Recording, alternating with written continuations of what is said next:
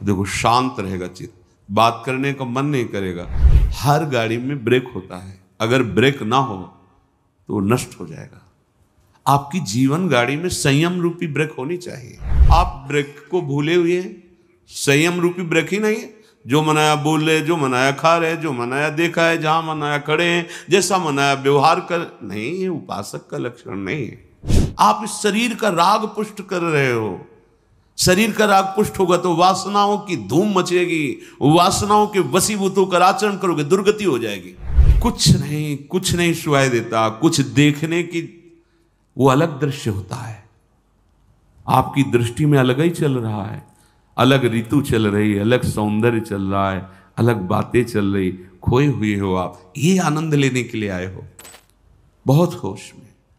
अगर हम सात्विक भोजन करेंगे, अल्प भोजन करेंगे तो विक्षेप से बच जाएंगे। जो आपका मन बार बार भजन से हटकर भोगों में जाता है, ये विक्षेप है। जो पूर्वकृत पापों से अंतःकरण मलिन है, वो क्षण में नष्ट हो जाएगा। आप एकाग्रचित होकर जो ही प्रियालाल के स्मरण, वो भस्म हो जाएगा, उसमें सामर्थ्य नहीं। ये विक्षेप बहुत घातक है। बार बार वृत्ति नाम में लगा और भाग करके संसार में जा रही। रजोगुण, तमोगुण, आहार, ये रसेंद्री बहुत, जैसे दुग्ध है, खीर है, घृत है, पवित्र वस्तुएं हैं, पर ये मात्रा से अधिक ले लो तो तमोगुण पैदा कर देंगी। है सात्विक, तमोगुण पैदा कर देंगी।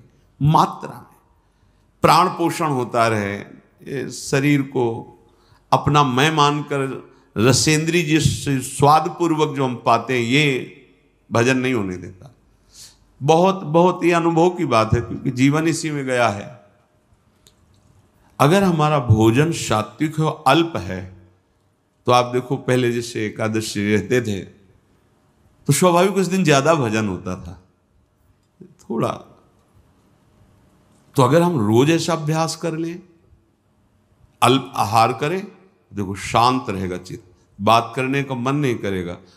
और जब अधिक भोजन, तो आप भोक्ता बन करके अधिक पा रहे हैं ना, यही तो आपके सब इंद्रियों को खुला छोड़ देगा।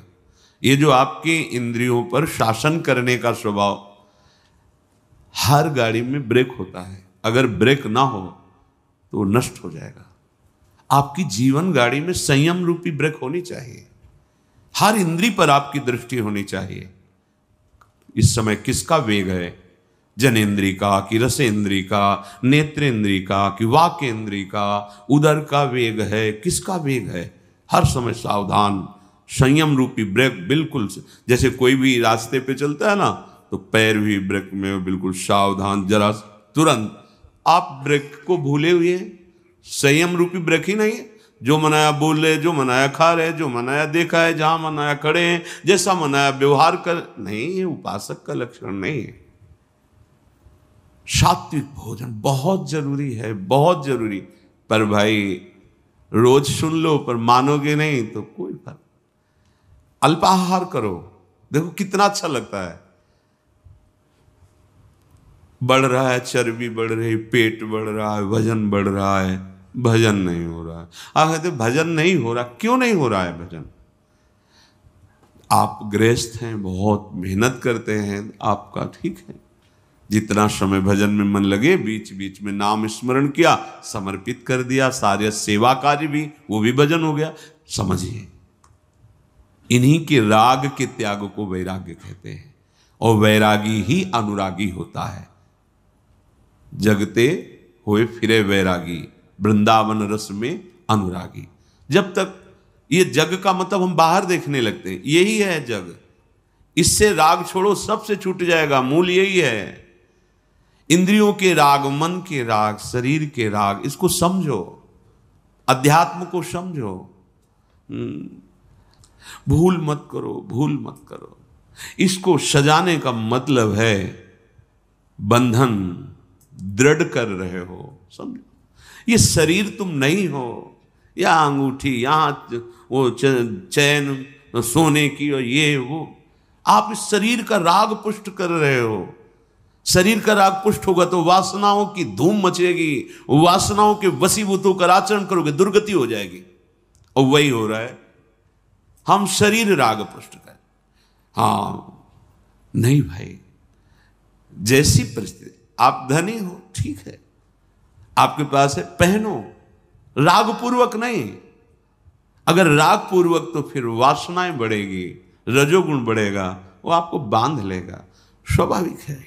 प्रियाजू को अर्पित करो, प्रसादी आभूषण, प्रसादी वस्त्र। गृहस्थ हो तो, विरक्त हो तो बस जो गुरु ने वस्त्र दिया उसी रहने से, आजीवन उसी रहने से, कुछ भी परिवर्तन नहीं, कुछ भी अधिक नहीं, एक भी वस्तु अधिक नहीं, जैसे जितना वैसे। विरक्त होने के बाद शरीर का श्रृंगार नहीं, ये शरीर का श्रृंगार नहीं है, ये दासत्व है। वृंदावन की रज और स्वामिनी का प्रसादी चंदन और गुरु परंपरागत तिलक की आकृति, ये हमारे शरीर का श्रृंगार नहीं है, ये हमारी स्वामिनी जी के दासत्व का स्वरूप है। लेकिन किसी भी तरह से शरीर को श्रृंगारित करना, राग को पुष्ट करना है। श्रीपाद कह रहे अप शुष्क फलादि भक्षयन, रूखा सूखा फल अन्न जो मिल जाए भक्षयन, प्राण पोषण के लिए डाल लो, उस पे बुद्धि अपने जहां सुनते हैं ना, क्या है आज खीर, आज ये, आज वो वस्तु, तो पहले आपका चिंतन बना, संभालना, चिंतन बना रागात्मक। अच्छा आप एकाग्र हुए, हर्षित हुए, गए, वो वस्तु तो बाद में सेवन करेंगे, वृत्ति तो पहले आपने खराब कर ली। आपको सुनकर हर्ष नहीं होना चाहिए। अगर भगवत प्राप्ति करनी है तो प्रियाजू का प्रसाद है, बस इतनी बुद्धि रखनी, वो क्या क्या है ये मुझे नहीं देखना है। प्रियाजू का प्रसाद है, वो जैसा भी हो, वो हमारी लाल। प्रसादम स्वामिन्या स्वकरदत्तम प्रणयता। श्री स्वामिनी जी ने प्रेम पूर्वक कृपा करके हमें जो स्वाद पाते हुए अब प्रसाद दिया, हम उससे पाते हैं, उससे अपने प्राणों का पोषण करते हैं। नाम वाणी से स्वरूप का पोषण होता है और प्रगट प्रसाद से देह का पोषण हो रहा है।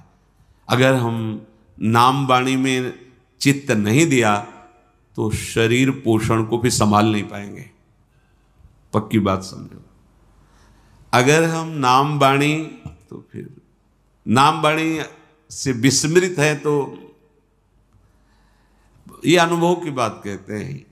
प्रसाद पाते हुए भी आपका संयम नहीं रहेगा। नाम वाणी सेवक शरण सदा रहे, अनत नहीं विश्राम, कै वाणी हरिवंश की, कै हरिवंश। या तो भगवत लीला भरे पद गुनगुना रहे हैं, नाम मंत्र चल रहा है, स्वरूप का पोषण। अगर स्वरूप का विस्मरण तो देह भाव में विचरते हुए फिर बात नहीं बनेगी। प्रभु का प्रसाद देह पोषण और नाम वाणी स्वरूप पोषण, ये बैठा लो अपने हृदय में। अगर आप स्वाद बुद्धि से भोक्ता बन करके पाओगे तो नाम वाणी चला ही नहीं सकते। किसी भी इंद्री को बढ़ावा देना अपने भजन को नष्ट कर देना है। आप प्रार्थना है, थोड़ा समझिए, आप शरीर नहीं हैं, आप इंद्री के द्वारा भोगे हुई वस्तुओं के भोक्ता नहीं हैं। आप स्वरूप में स्वयं अखंडानंद हैं, स्वयं भगवदानंद हैं। आप अपने आनंद को भूलकर जो शरीर भाव से विषयों में विचर रहे हो, कभी आनंद का अनुभव नहीं होगा। आप लौटोगे तो देखेंगे आपके अंदर कोई इच्छा ही नहीं रह जाएगी, इतना अंदर आनंद भरा हुआ है। आनंद समुद्र हो तुम, कैसे समझाएं। पानी में मीन पियासी, मुँह सुन सुन आवे हासी, महापुरुष जन कहते हैं। पानी में मीन पियासी, मुझ सुन सुन आवे हासी। अरे आनंद सिंधु के मध्य में वास करने वाले आनंद सिंधु, तो इन बिंदुओं से, ओस कणों से अपनी प्यास बुझाना चाहता है। हंसी की बात है, तू आनंद समुद्र में है, आनंद सिंधु मध्य तो वासा, और मर कहा रहा है, ओस कणों से प्यास बुझाना चाहता है। रसेंद्री को संभालिए, बार बार प्रार्थना है, नहीं पछताओगे। ऐसे दिन कटते चले जाएंगे, ऐसे दिन। जब भजन में मन लगता है ना, तो सब कुछ व्यर्थ लगता है। आप जिस कार्य के लिए निकले हो, या जिस कार्य के लिए आप वृंदावन वास कर रहे हो, या सत्संग सुन रहे हो, आपकी कितनी तन्मयता है। आप देखते हो अपनी वृत्ति को कहाँ है, कितनी देर मंत्राकार रहती, कितनी देर प्रभु में रहती, कितनी देर विषयों का चिंतन करती। देखो आप अंदर, वही बहिर्मुख बने प्रपंचा आसक्त, कैसे कैसे उस परमानंद का अनुभव करो। हम कहते जो गृहस्थ में है, थोड़ा नाम जप कर रहे हैं, वो अपने गृहस्थ कार्य को भगवत समर्पित कर रहे हैं, ठीक है। आपके लिए तो 24 घंटे प्रभु ने केवल भजन के लिए दिया है। जो वृंदावन वास कर रहे हैं, वैराग्य भाव से रह रहे हैं, 24 घंटे भजन के लिए, प्रमाद के लिए तो कोई 1 मिनट भी आपके लिए नहीं है। अब आपको क्या चिंता है? ना आपको शरीर पोषण की चिंता है, ना आपको, सब प्रियाजू के चरणों में अर्पित कर दिया। तो अब 1 मिनट भी भजन छोड़ना ये आपके लिए बहुत हानिकारक है। किसके लिए? अच्छा खा लिया, प्रमाद युक्त होकर पड़े हो, जिसे तुम अच्छा समझते हो अच्छा नहीं है, वो सब मल बन जाएगा। नाम जप, मंत्र जप, प्रभु के पद गान। रोना आता है आपको कभी एकांत में?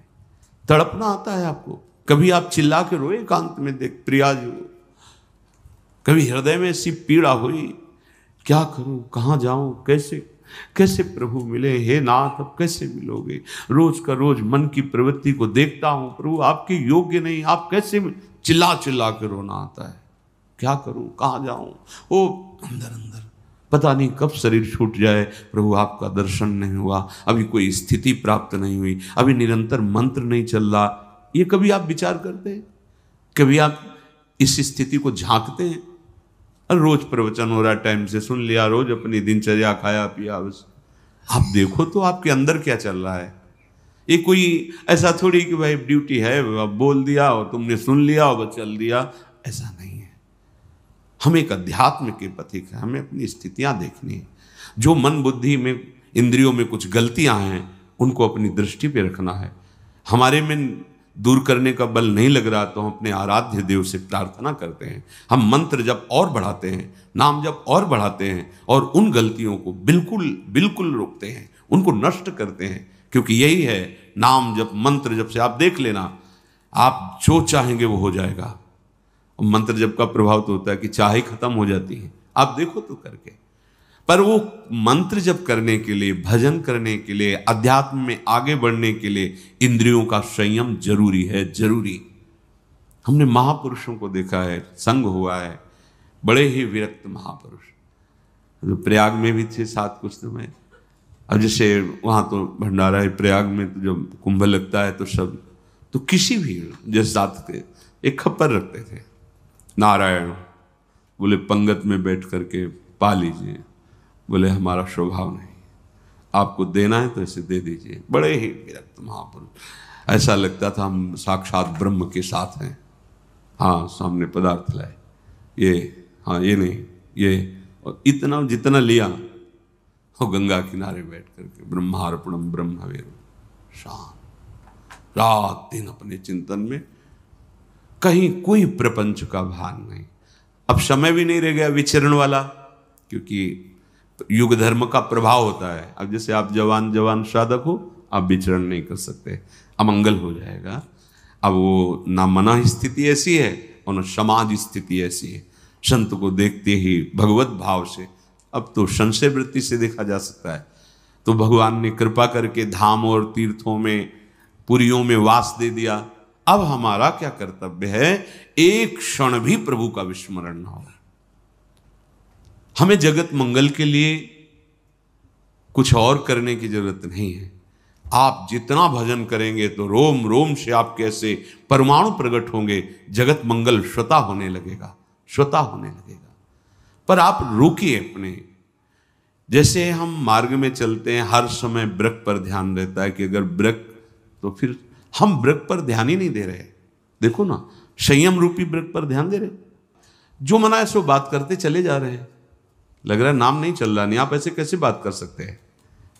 वो आकृति अलग होती है, नाम चल रहा है, बात कर रहा तो उसकी एक अलग दृष्टि होती है, आंतरिक दृष्टि, वो नेत्रों में झलकती है कि वो यहाँ बात कर रहा है लेकिन पूरा नहीं है। अर्थ पर दृष्टि बहुत धोखा कर देती माया, बहुत धोखा। बार बार प्रार्थना करके कहते सावधान, माया का कार्य है भगवत विस्मरण करा करके राग पूर्वक बांधना, वस्तु में, व्यक्ति में, स्थान में। नहीं भाई नहीं, होश में। अगर हमारा ये अचला 1 वर्ष चलता है तो हमें दूसरा लेने की जरूरत नहीं। ओढ़ना ये तो ना, हमारा वस्त्र जितना प्रयोग में आता है उतना वर्ष। जब तक भगवदाकार वृत्ति नहीं हो जाती तब तक यह सिद्धांत अपने में नहीं लागू करना चाहिए कि महलों में रखे चाहे झोपड़ी में वास दे। आप फेल हो जाएंगे, क्योंकि आपका राग नष्ट नहीं हुआ। ये सिद्धों की स्थिति है, महलों में राखो चाहे झोपड़ी में वास दो। दत्तात्रेय जी महाराज कहते हैं, कभी कभी मैं राजमहलों में सुंदर पलंगों पर सुंदर नाना प्रकार के भोग सामग्री पाते हुए वहां पड़ा रहता हूं, तो कभी स्मशान में और कभी फुटपाथ में धूल धूसरी। ये स्थिति नहीं है। कभी बड़े बड़े राजाओं के द्वारा पूजित होता हूं, कभी जो मूढ़ पुरुष उनके द्वारा अपमानित होता रहता हूं, कोई फर्क नहीं।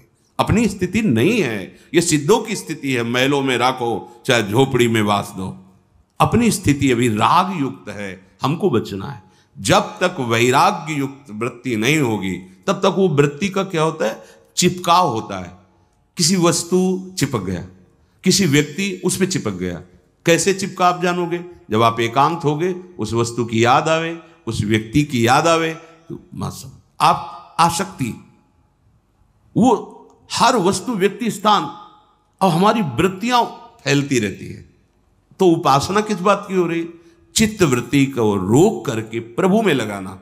अब गोपियों की स्थिति है कि वो व्यवहार के कार्य सब कर रही है, लेकिन एक एक वृत्ति कृष्णाकार है।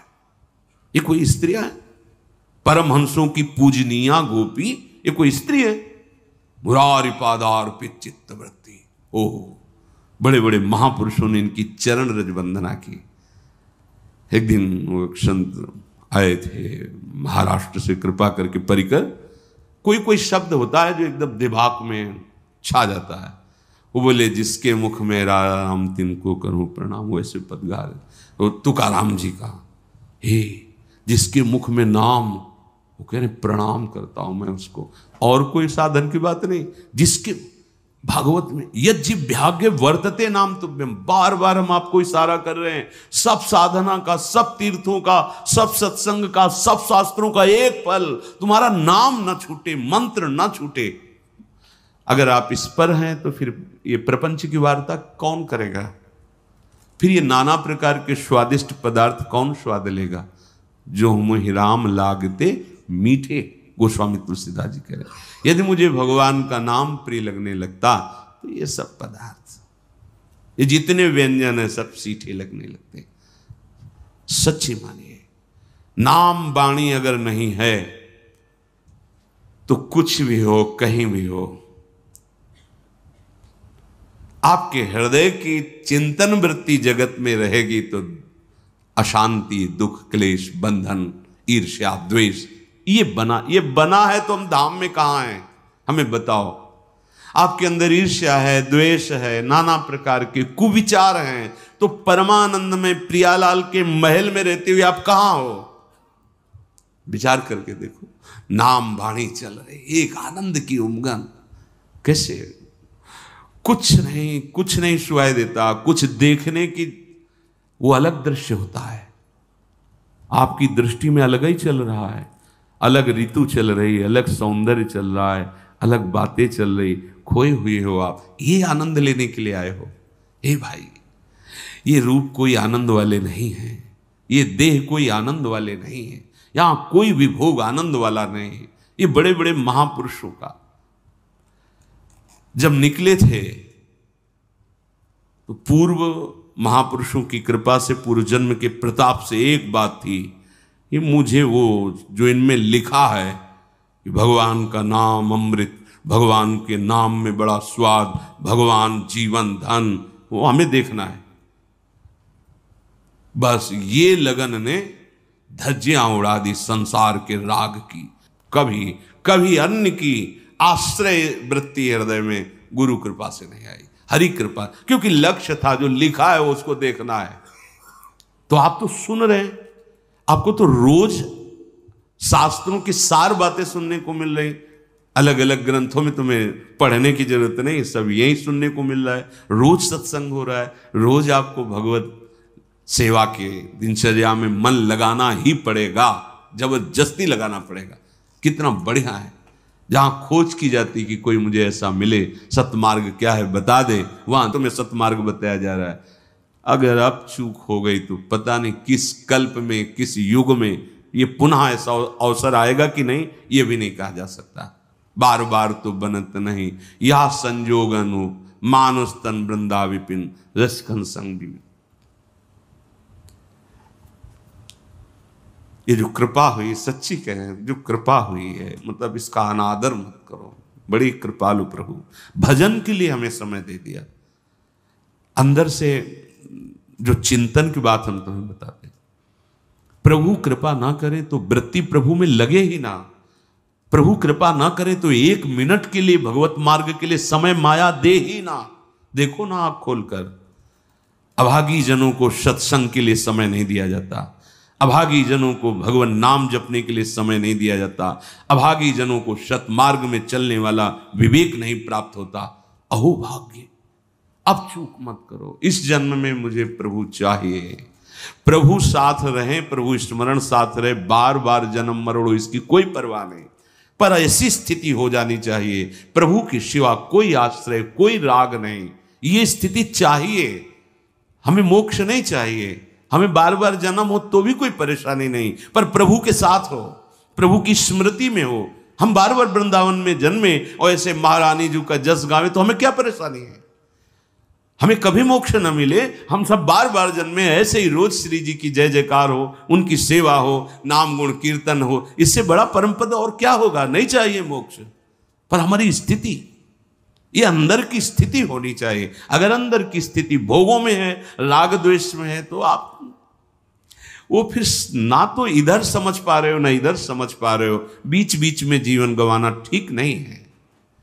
गृहस्थी में जो है, भोगों में जो लगे हुए हैं, तो जगने का चांस है कि भाई सोए हैं कभी तो जगेंगे, जब जगेंगे तो होश आ जाएगा। लेकिन आप जग करके सोने का नाटक कर रहे हैं। अब आपके ऊपर क्या उपाय किया जाए? सोया हुआ पुरुष तो जगने का चांस है, लेकिन जगा हुआ पुरुष सोने का नाटक करे तो कैसे जगाया जा सकता है? इसलिए बहुत सावधान। अपि शुष्क फलादि भक्षयन क्षुधितो निर्झरवा विवम तृषा। भूख लगे तो रूखा सूखा जैसा सबसे उत्तम वृत्ति आकाश वृत्ति मानी गई है। शांत जहां है जैसे वो प्रभु भेजेगा। फिर द्वितीय माधुकरी वृत्ति विरक्त के लिए, फिर और वृत्तियां हैं। एकत्रित कर लिया 6 महीने साल भर उसको पाते रहे, ऐसे अलग अलग वृत्तियां हैं। जो भी रूखा सूखा मिले, हर समय जैसे मां अपने बच्चे पर दृष्टि रखती है, ऐसे भगवान अपने शरणागत पर रखते हैं। भजन में डूब रहे माधवदास बाबा जी, एक छोटी सी झोपड़ी तृण की बनाए हुई है समुद्र के किनारे, और कुटिया में प्रवेश करके पीठ करते हैं कुटिया में प्रवेश द्वार की तरफ, और मुंह करते हैं ऐसे। जो तृण का कुटिया है, प्रवेश द्वार से देखो तो पीठ दिखाई देगी, नहीं निकलना, बस निरंतर मंत्राकार वृत्ति, नाम जप। ठाकुर जी के सामने भोग पधराया गया, पर्दा किया, वही पूरी भोग की थाल उठा के आ गए। उनको पता है तुम भजन कर रहे हो, उनको पता है तुम उनके शरणागत हो, एक एक क्षण देख रहे हैं। इसीलिए जब विरक्त उपासकों को, अनुरागी जनों को आहार नहीं मिलता, भोजन नहीं मिलता, तो समझ जाते आज प्रभु भूख ही पवाना चाहते हैं। ठीक है, प्रसन्न एक समय है, चिंतन गया, देखा नहीं है, समय कृत बस अपने स्वरूप में। आज प्रभु की ऐसी इच्छा है, आज प्रभु का यही विधान है, क्योंकि वो देख रहे हैं ना, वो देख रहे हैं। प्रभु स्वयं अपनी थाल लेकर के गए, बाबा प्रसाद, भजन पूरा हो जाएगा, हम ले रख दो, बाद में अपनी थाल ले जाना। कितने निरपेक्ष। हमें प्रभु हर क्षण देख रहे, हमें चिंता नहीं करनी। विरक्त की बात करें, गृहस्थ में जो कर्तव्य कर्म है, जो कुछ धर्म के द्वारा वो बनाओ, भोग लगाओ, अतिथि सेवा करो, परिवार की सेवा करो, भगवान नाम जप करो, वो सब कुछ प्रभु को समर्पित कर दो, वही गति होगी जो एक विरक्त की होती है। हमें प्रभु प्रतिपल देख रहे, ये बात हृदय में बैठा लो। हर समय आप प्रभु की नजर में हो, वो तुम्हें देख। ऐसा मत समझो कि जैसे कुछ लोगों को ऐसा होता है कि गिन के नाम जप करें तो उसमें रहेगा इतना, अगर बिना गिने तो मतलब शायद गणना में ना आवे। नहीं नहीं, एक एक वृत्ति तुम्हारी वहाँ प्रभु की दृष्टि में है। नाम की अधिक आवृत्ति हो बार बार, इसलिए माला का आश्रय लेते हैं। नहीं, खास बात है सुमिरन, चित्त वृत्ति का प्रभु में निरंतर लगे रहना। माला से हो, काउंटर से हो, आजकल चला है, या बिना माला से हो, जैसे भी बने तुम्हें, तुम्हारी वृत्ति प्रभु में लगी रहे। उसके लिए आवश्यक है आपका आहार शुद्ध होना। बहुत बार ये अनुभव हुआ है, आहार जब अच्छा समझ के पाया गया है तो भजन में नीरसता आ गई है, और जब आहार अल्प और स्वाद रहित होकर पाया गया है तो भजन में सरसता रही, गंभीरता रही, तन्मयता